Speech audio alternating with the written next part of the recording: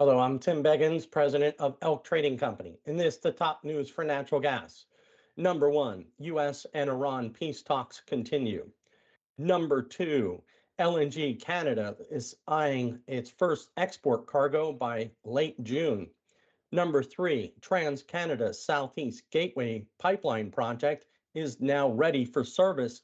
This is a pipeline that takes gas from the U.S. around Brownsville offshore down into the southeast part of Mexico for industrial usage.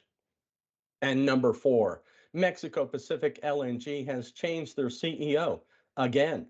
This is the third time in just 2 years, and now raises the question of whether or not any LNG export projects out of the Gulf of California will ever go. Let's turn to the spot June contract. June prices for natural gas are down 16 cents to 317.40 or 4.8%.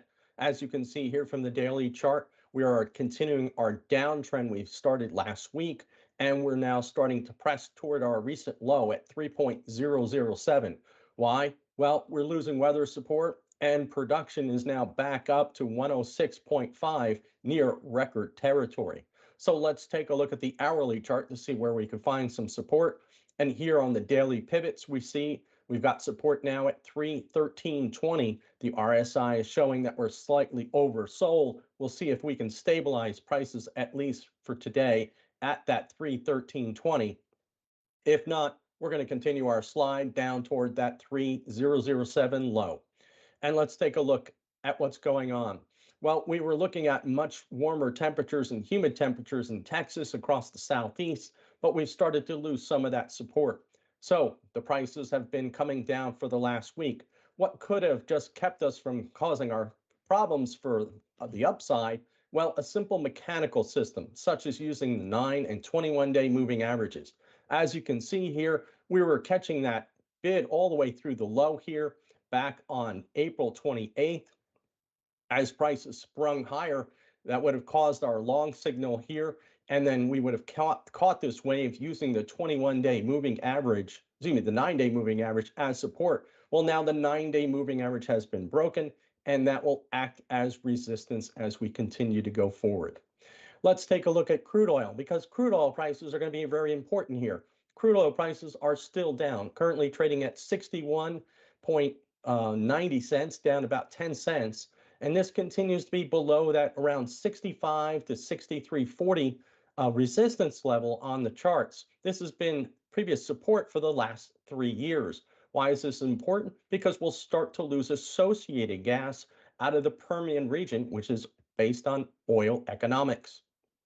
Let's take a look at those front to back spreads. Currently, right now, the front to back spread is starting to come in just a tad bit, just down 3 ticks between Jan versus June. We are still above that 160 break even level. As you can see, unless the prompt month starts to find some support, we'll continue to see this spread start to widen out a little further. And here is the Jan versus the October spread. Same thing, it's up just 7 ticks, to 1.1540. And this looks like it may continue to widen out if the prompt month continues to slide. Let's take a look at what's causing the problem. It's weather. The 8 to 14-day temperature outlook is below normal for much of the eastern half of the country, and only parts of Texas and Florida will stay warmer than normal or even above normal. And this is the reason. We've got some below normal temperature anomalies here for this next week coming up. Then it starts to warm up again toward Texas and parts of the southeast. This pattern continues pushing a little bit warmer temperatures toward the east, northeast in particular, and still staying fairly warm in Texas. This pattern continues as we start to get into June.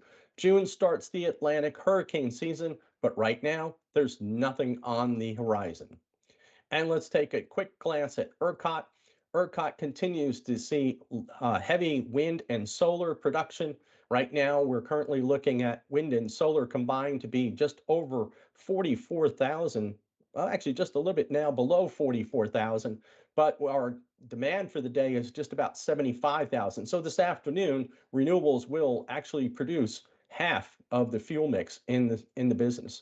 So look at the storage, the energy storage resources, or the BESS, These are the batteries. They discharged this morning into the 610 area, but look at what's going on. They're looking for this evening push here. This is between 8 and 10 o'clock tonight. That's when wind and solar start to die, and that is when they're starting to make more money in the system. And let's take a look at the rig count. This was released on Friday. The rig count is important because we'll get an understanding of where production will be in the future. Gas and oil rigs were both down, and they're down versus last year. 3 less rigs than last year for gas and 24 for crude oil, and these are mostly horizontal rigs. And where are they losing those rigs? Well, New Mexico and Texas. That's the Permian region. And as you can see here at the bottom, that's exactly the case. All the rig losses were in the Permian region because crude oil prices continued to be weak and below support. So again, recapping here for the June contract, we're currently trading at 316, down 17.4 cents or over 5.22%.